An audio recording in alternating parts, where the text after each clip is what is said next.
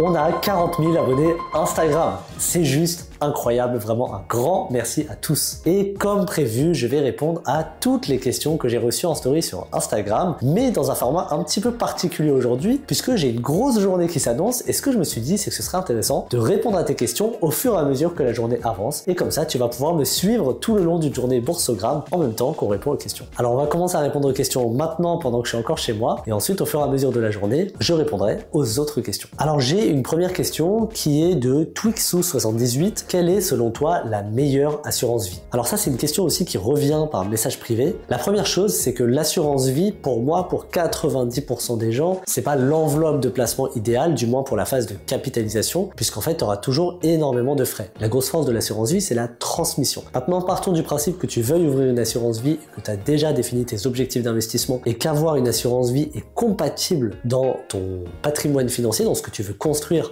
financièrement. Dans ce cas-là, moi je suis pas le pro des assurances vie, mais j'ai eu beaucoup de bons retours de Lynxea Spirit 2 je crois, et tu peux aller voir peut-être de ce côté-là. C'est évidemment pas sponsorisé, il y a peu de chance avec des assurances vie. Quel est le portefeuille de l'Académie? Ça c'est une question d'Étienne. Donc si tu le sais pas, le portefeuille de l'Académie est secret effectivement pour les membres de l'Académie, mais je peux déjà te donner un petit aperçu du portefeuille, il ressemble à ça. Ce qui est intéressant, c'est pas tant les valeurs du portefeuille, c'est comment on les trouve et comment on les a réparties. Donc sur ça, je vais pouvoir te répondre. Comment on trouve nos actions? On utilise la méthode qu'on a développée, qui est la méthode Télescope, en 5 étapes, qui globalement reprend une analyse QQV, donc qualitative, quantitative et de valorisation pour chacune de ces entreprises, ou autrement dit, une analyse des chiffres de l'entreprise, donc de tous les ratios, profitabilité, rentabilité, endettement, liquidité, gestion, qualitative, donc au niveau des stratégies d'entreprise, des actionnaires, des décisions qui sont mises en place, et de valorisation pour savoir si l'entreprise est au bon prix ou pas quand on achète, puisqu'on n'aime pas trop se faire pigeonner, et donc on essaye d'acheter les entreprises sous leur valeur intrinsèque. Au niveau de la répartition du portefeuille de l'Académie, là on a vraiment décidé d'avoir un portefeuille décorrélé pour réduire les risques au maximum. Et donc on diversifie les secteurs,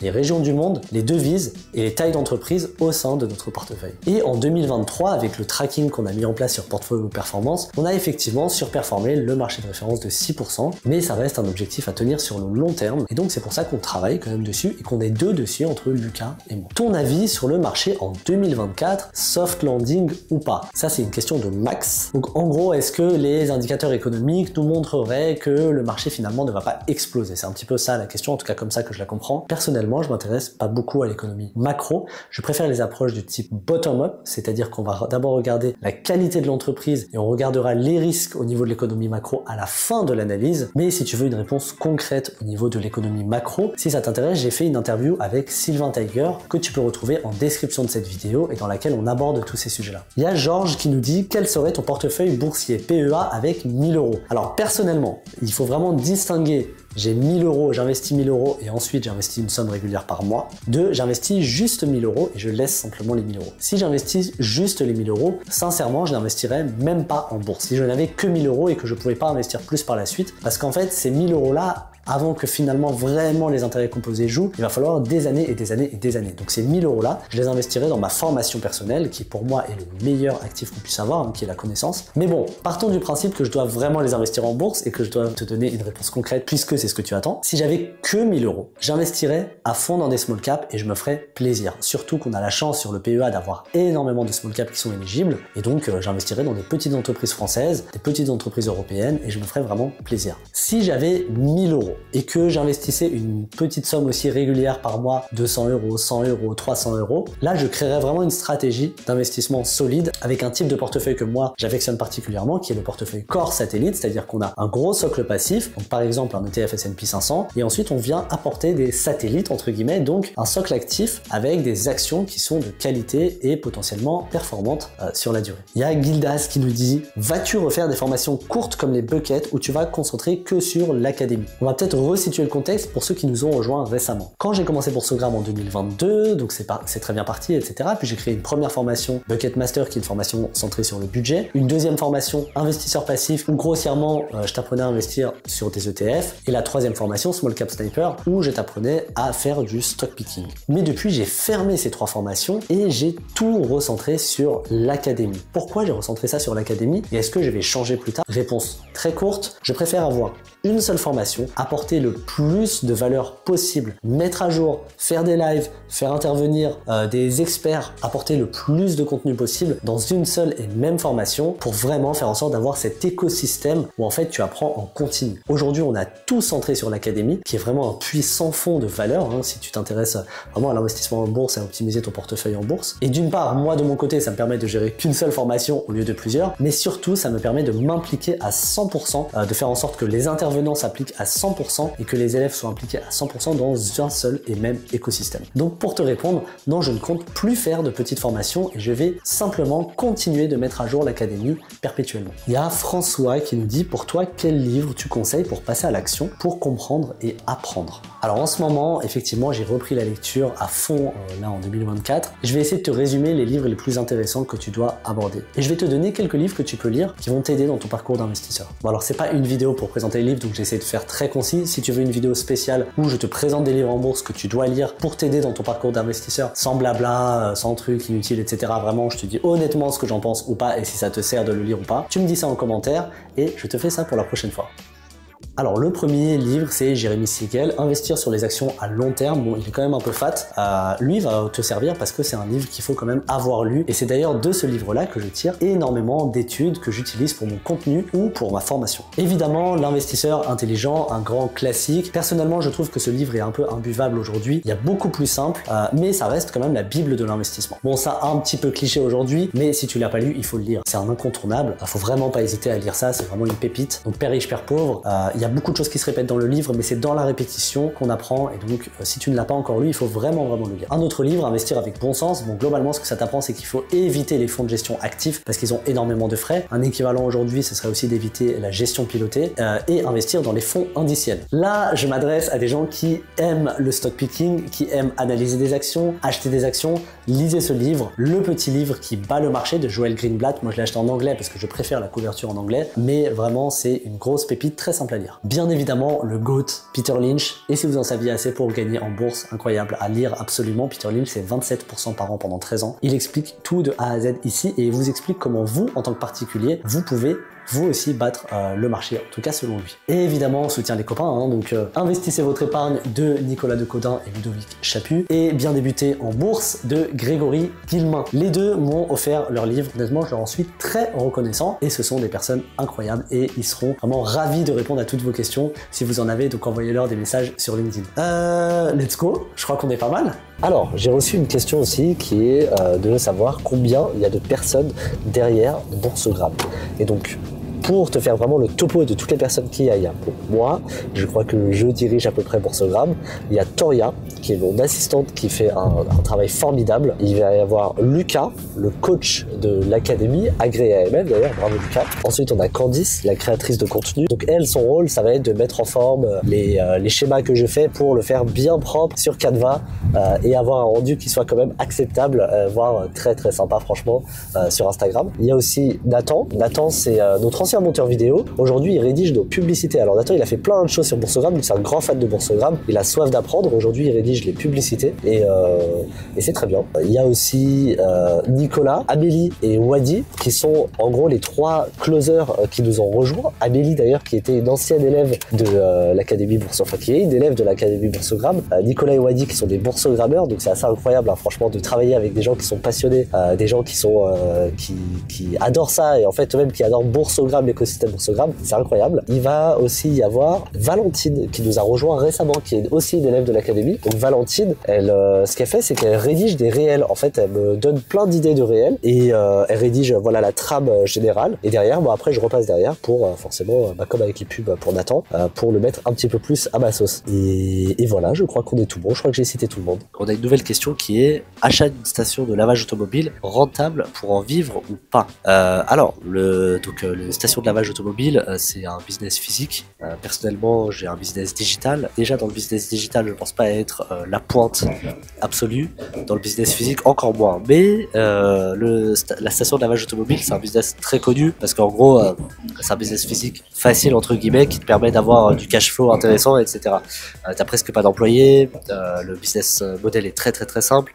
Et je sais qu'à l'époque où je m'étais renseigné, parce qu'à terme j'aimerais bien avoir un petit peu de business physique et tout aussi, je crois que ton chiffre d'affaires, je crois, moyen, il est aux alentours des 150 000, 200 000 euros, peut-être un peu plus, peut-être ça va jusqu'à 300 000 ou 400 000 euros. Tu as à peu près une marge nette, je pense, de 10-15%, voire plus, donc c'est pas mal. Marge nette, c'est vraiment les bénéfices qui te restent dans ta société à la fin, après impôt. Voilà, donc c'est pas trop mal pour un business physique, je pense que c'est facile à gérer, c'est facile t'as pas non plus des milliers et des cents à emprunter pour lancer ce business-là, et donc ça peut être très intéressant de lancer ça. Alors là, je suis au restaurant avec monsieur Lucas Martin Sénéchal. Tu veux dire ah, c'est YouTube, hein. Attends, faut que je m'y mette. Bon, Lucas, pour ceux qui ne le connaissent pas, c'est le coach de l'académie, agréé AMF, bravo encore. Hein. Merci. Et vraiment un gros pilier de l'académie. Et je me suis dit que ça pourrait être marrant de faire avec toi, de répondre à des questions avec toi, des questions qui concernent les actions. Donc on a une question qui est, si tu devais choisir une seule entreprise française, ce serait laquelle? Alors déjà, il y en a beaucoup qui sont très intéressantes, mais je pense que si je devais en choisir qu'une seule, je prendrais déjà une large cap et je prendrais, je pense, LVMH, parce que c'est déjà un conglomérat qui plus est, qui est dans le secteur du luxe, donc très intéressante. Et voilà, donc elle couvre vraiment toutes les géographies en termes de chiffre d'affaires, elle est très bien gérée, donc ça serait vraiment une excellente entreprise. Après, il y a toute cette histoire avec Bernard Arnault qui est en train de préparer petit à petit sa transmission, ce qui fait en ce moment les investisseurs sont assez on va dire incertains, ce qui a d'ailleurs fait chuter le cours récemment, mais en tout cas actuellement c'est une entreprise très intéressante, et donc voilà, si je devais en choisir qu'une seule, je prendrais LVMH. LVMH aussi, sans hésiter, vraiment, valeur sûre. Donne-nous des actions, il y a quelqu'un qui nous dit ça, donne-nous des actions. Alors je vais pas donner celle du portefeuille de l'académie, hein. Mais on peut, en termes de small cap, small mid cap, vous pouvez regarder Lotus qui est une entreprise belge. C'est ceux qui font en fait les Lotus Bacris, donc ceux qui font les spéculoos. Et donc je pense que vous connaissez tous le produit spéculoos, excellent, c'est très bon. Et c'est une entreprise familiale qui est possédée à plus de 50% par la famille et qui est une entreprise extrêmement intéressante, qui a multiplié son cours par 100 depuis 2000 et qui est extrêmement bien gérée, qui a des marges incroyables, qui a un return on equity, une rentabilité du capital incroyable. Mais par contre, c'est une entreprise qui se paye assez cher. Donc pour ceux qui sont adeptes du value, ça va être compliqué. Mais en tout cas, c'est une entreprise très intéressante que vous pouvez approfondir. Ouais, vraiment. Lotus, c'est une tuerie. Il y a Crocs, on dirait pas, hein, Crocs, donc qui font les Crocs. C'est une très bonne entreprise en bourse, pareil, et extrêmement, avec des marges de taré, hein, vraiment des marges qui sont du niveau d'Apple, une rentabilité des fonds propres qui est juste incroyable. Et pareil, je crois que son PER doit être à l'heure où je tourne cette vidéo, peut-être aux alentours des 9-10, quelque chose comme ça. Donc pour certains, c'est peut-être trop, mais c'est une entreprise qui est juste incroyable. Et c'est par contre, Crocs, c'est mid cap, je crois. C'est une mid cap, ouais, tout à fait. C'est ça. Donc voilà. Après en large cap, on pourrait vous citer les grands classiques qu'on trouve tout le temps, mais nous on aime bien s'amuser avec des small et mid cap. Bon, on est arrivé au studio de podcast. Là, c'est juste avec une vue qui est incroyable. Bon, on voit rien. Attends, est-ce qu'on voit? Non, on voit à moitié. Une vue qui est juste incroyable. Donc on va répondre à une nouvelle question qui est je n'ai pas envie de me tromper sur la question. Les 5 meilleurs ETF sur un PEA. Comme dit Léonard de Vinci, hein, la simplicité et la sophistication suprême. Donc il faut faire le plus simple possible. Un S&P 500, un MSCI World, un Emerging Market. Donc S&P 500 c'est le ESE, MSCI World vous avez le CW8 ou le EWLD. Et pour le Emerging Market, je crois que c'est le PAEM. Sur un PEA, sinon il y a le Russell 2000 pour investir dans les small caps. Et sinon, top 5, il y a l'Europe, donc Stocks Europe 600 ou 50, les deux sont très bien. Et voilà. Donc là, on est en train de tourner la VSL. Pour ceux qui ne savent pas ce que c'est une VSL, c'est une vidéo où on apporte énormément de valeur qui est un petit peu exclusive et que là, en l'occurrence, je vais partager et promouvoir en publicité. Et en fait, comment ça se passe? C'est que tout le long de la vidéo, je donne énormément de valeur et à la fin de la vidéo, je propose, pour ceux qui veulent aller plus loin, la possibilité d'en savoir plus sur l'académie. Et là, on va faire une interview incroyable. WeProd Studio. Hello, bienvenue au studio. Alors Célia, quel conseil tu donnerais pour investir? Pour investir? Mais c'est à toi qu'il faut que demander. C'est toi le pro de la bourse, le pro des investissements. Célia, tu veux te présenter peut-être? Il faudra écouter ta formation que tu viens juste de tourner à l'instant dans notre studio, dans notre décor Prestige Room. Bah écoute, ça marche. Célia qui est la fondatrice de ce studio. WeProd, en compagnie aussi de Mathieu Fareco et de Céline Blanchard. Tout à fait. Et accompagné de toute cette superbe équipe. Exactement. Nos techniciens son et images. Voici Paul et Axel, mes associés de Sherwood. Sherwood, qui est une agence qu'on a montée ensemble spécialisée dans la finfluence et qui met en relation des boîtes cotées et institutionnelles avec des finfluenceurs. Malheureusement, j'ai oublié de brancher le micro pendant la vidéo et donc on n'entend clairement rien. Mais si je dois te résumer, le conseil d'Axel, ce serait de bien faire attention à bien analyser les entreprises dans lesquelles on investit. Et le conseil de Paul, ce serait de faire attention quand on investit dans des ETF, car le danger, c'est qu'on ne sait pas forcément dans quoi on investit. Donc bien lire le document d'informations contractuelles données par l'ETF avant de faire ses premiers investissements. Alors, on est arrivé, c'est bon, au dernier endroit de la journée avec tous les élèves de l'académie. On s'est retrouvés aujourd'hui pour faire un petit prendre un verre, hein, clairement, pas plus. Bon là ça parle d'investissement immobilier, mais sinon le but c'est simplement que ça reste convivial. Ce qu'on va faire, c'est qu'on va demander aux élèves de l'académie de répondre aux questions qu'on a reçues sur Instagram. Donc je sais pas si vous entendez très bien, mais bon on va dire que oui et ça sera beaucoup plus simple. Alors Dylan, apparemment il est possible d'investir sur des actions américaines sur PEA. Est-ce que c'est faisable et est-ce que c'est bien? Alors oui c'est faisable, tu peux investir via un ETF S&P 500 par exemple. Donc le but c'est d'investir dans un indice en fin de compte qui permet de reproduire la performance des entreprises comprises sur le marché. Est-ce que c'est bien? Tout dépend de ta stratégie. À toi de voir si tu veux un investissement passif ou plutôt actif. Voilà.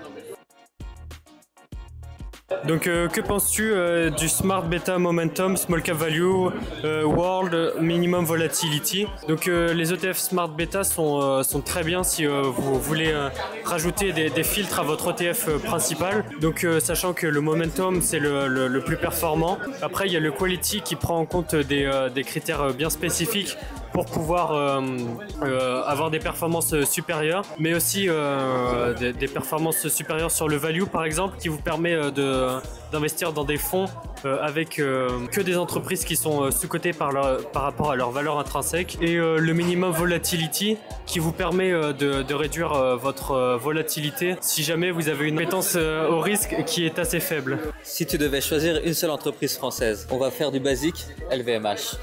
Pourquoi? Tout simplement, il faut croire au GOAT Bernard Arnault. Du coup, je vais répondre à la question de nous des actions. Je vais du coup un peu expliquer ce qui s'est passé avec Twitch. Donc en fait, Twitch c'est une plateforme de streaming qui est mondialement connue et qui est présente sur tous les pays du monde. Et en fait, ce qu'il faut savoir, c'est que Twitch va du coup va disparaître du pays qui est la Corée. Et actuellement, il y a pas mal d'entreprises qui du coup se lancent dans ce nouveau business qui est du coup le streaming en ligne. Donc il y a Africa TV, donc qui est une small cap que j'ai fait une analyse dessus qui est très intéressante. En termes de ratio, elle suit plus ou moins tous les critères fondamentaux pour une small cap qui est assez rentable sur le long terme. Il faut aussi également s'intéresser à pas mal de ses concurrents. Donc je pense à Naver Company, qui est une société plus ou moins équivalente à celle de Google. Cette fois-ci dans le domaine plus technologique et qui est surtout bien ancré au sein de la Corée. Ce qui est très intéressant dans ces deux entreprises, c'est regarder quelle est la rivalité qu'elles ont entre elles et surtout quels sont les différents avantages et inconvénients qu'elles proposent toutes les deux. C'est très intéressant de s'intéresser surtout à Africa TV. Personnellement, c'est celle que moi j'ai beaucoup recherché derrière. Et ce qui est très intéressant là-dessus, c'est que c'est une société qui est ancrée dans le secteur, qui est présente depuis 1997 si je ne m'abuse, et qui est émergente. Elle a surtout su se hisser au terme de contrats sportifs et e-sport. Parce qu'il faut savoir que la Corée, c'est un grand domaine. Enfin, la Corée, pardon, c'est un domaine très important dans le monde de l'e-sport. Et le streaming est énormément en vogue sur tout ce qui est le domaine e-sport. Donc avec les mondiaux, par exemple, de League of Legends. On peut penser à Dota 2 ou tout ce genre de choses. Il est très intéressant pour moi, je pense, de s'intéresser à ce domaine-là. C'est un domaine qui est énormément sous-évalué et c'est un domaine qui peut être très prometteur pour l'avenir. Alors du coup, il y a Covin91 qui demande un exemple de small cap pour un PEA. J'ai envie de dire Katana parce que déjà c'est une entreprise française. Je crois que les chiffres sont bons, j'avoue je les ai pas en tête, mais surtout c'est le secteur du luxe en fait. Justement c'est des catamarans de luxe et je pense que le luxe un secteur porteur parce qu'il y aura de plus en plus de millionnaires à l'avenir. Et donc voilà, Katana. Ok, je vais répondre à la question de A.QTGLS qui nous dit l'impression d'être en retard pour mon âge en investissement alors que je suis en avance. En fait, moi je dirais une chose simple. Déjà, comme tu l'as dit, c'est une impression. Je pense que ça vient surtout du fait que tu te concentres sur ce que font les autres et tu as tendance à te comparer. C'est la comparaison, c'est bien, mais ça a ses limites. Sois sûr de ce que tu fais. Voilà, comment être sûr? Il suffit juste d'analyser, de se former. Et une fois que tu seras sûr de ce que tu fais, fais-le pour toi et fonce. Aucune raison de te sentir en retard. Alors, une autre question que je reçois, et je vais terminer là-dessus, et une question qui me dit comment as-tu envie de lancer pour ce gramme?